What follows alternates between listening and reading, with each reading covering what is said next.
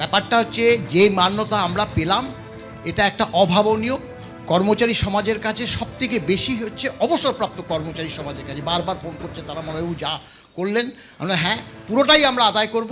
এখন এই যে আপনি যে বললেন যে কতটা হতে পারে, এটা আমাদের অলরেডি হিসাব করা আছে। এই মুহূর্তে একটা ভ্রান্তিমূলক তো নিশ্চয়ই বলবো না, আমি কিভাবে আমরা হিসাবটা করেছি বলছি যে 1/7/2009 থেকে ডিএটা নির্দিষ্ট নিয়ম মতো দেয়নি, বামফ্রন্ট সরকারও দেয়নি 3 কিস্তি। তারপরে এই নয়া সরকার অর্থাৎ তৃণমূল সরকার আসার পরে তার যে মানে ডিউরেশন মারাত্মকভাবে বেড়ে গেছিলো, যার জন্য আমরা 1/1/16 যেখানে 125% DA central government other state government পেয়ে গেছে, তখন আমরা 75% পেতাম। অর্থাৎ এই 50% ডিফারেন্স, সেই ডিফারেন্সটা ক্যালকুলেশন করে আমরা ট্রাইব্যুনালে, আমরা হাইকোর্টে, আমরা সর্বোচ্চ আদালতে তুলে ধরেছি। যেমন একটা উদাহরণ দিই, যে আপনারা জানেন যে 25% দিয়ে একসঙ্গে দিয়েছিল, 25% দিয়ে একসঙ্গে দিয়েছিল, এটা 4টে কিস্তি ছিল, 4 কিস্তি দিয়ে ইকুয়াল 25%। আপনাদের একটা কথা, কত কর্মচারী আছেন রিটায়ার্ড এবং সেটা খুবই আহ্বান। দেখুন ব্যাপারটা কি, এক্ষেত্রে তো এই মুহূর্তে বলাটা সম্ভব না, সেটা আমরা সঙ্গে সঙ্গে আমরা এখনই অর্থ দপ্তরকে জানতে চাই। লাখ থেকে বেশি না, কিন্তু কয়েক লক্ষ হবে। এখানে তো দেখুন ডিএ শুধু সরকারি কর্মচারী না, শিক্ষক সমাজ আছে, এবং আপনার যারা আপনার গ্র্যান্টিন 8 থেকে বেতন হয় সেখানে তো। বিজেন্দ্র, তাহলে নির্দিষ্ট করে কবে থেকে বকেয়া রয়েছে ডিএ নির্দিষ্ট করে সেটা কি জানা যাচ্ছে?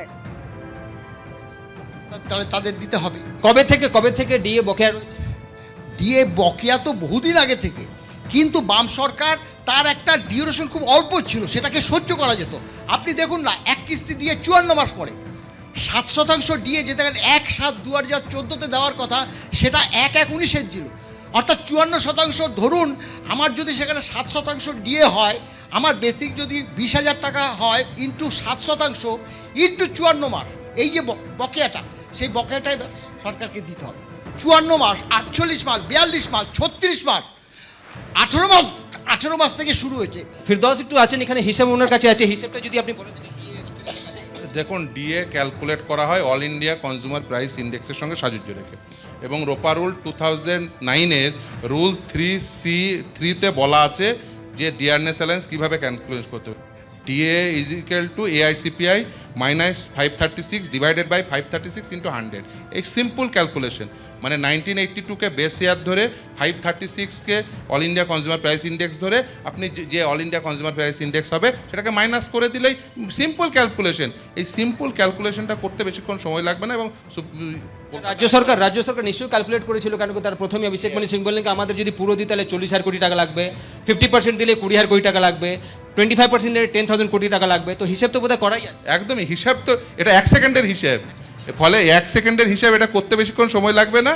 এবং যদি না করতে পারেন আমাদেরকে বলবেন, আমরা 1 সেকেন্ডে করে পাঠিয়ে দেবো, আমার করাই আছে। আচ্ছা, কোন সাল থেকে কত পার্সেন্ট? দেখুন, রোপা রুলস 2009 সেটি লাগু হয়েছিল 2006 সাল থেকে, কিন্তু সেই রোপা রুলস 2009 যেদিন লাগু হয় সেদিনই আরও 2টো ক্ল্যারিফিকেটরি মেমো দিয়েছিলেন। তারা ক্ল্যারিফিকেটরি মেমো দিয়ে বলেছিলেন 2006 থেকে 2008 পর্যন্ত কোনো এরিয়ার দেবো না। যে রুল 12-এর কথা বলছিল না, পেমেন্ট অফ এরিয়ারের বলা আছে 2006 থেকে 8 পর্যন্ত দেবো না, কিন্তু তারপর থেকে তারা দিতে হবে, এবং তারপর থেকে কত হারে দেবো সেটিও একটি মেমোতে বলা আছে।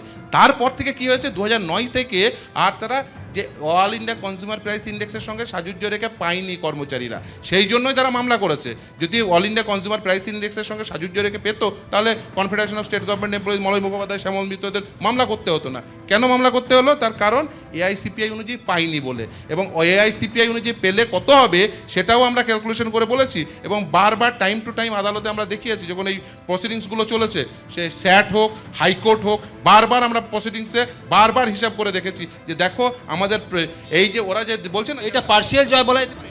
অবভিয়াস 100% চেয়েছিলেন 25 না, এটা তো অন্তর্বর্তীকালীন, আমরা 100%ই পাবো এই বিশ্বাস আছে, কারণ এটা কারণ রোপা রুলস 2009-এ এটা নির্দিষ্টভাবে বলা আছে।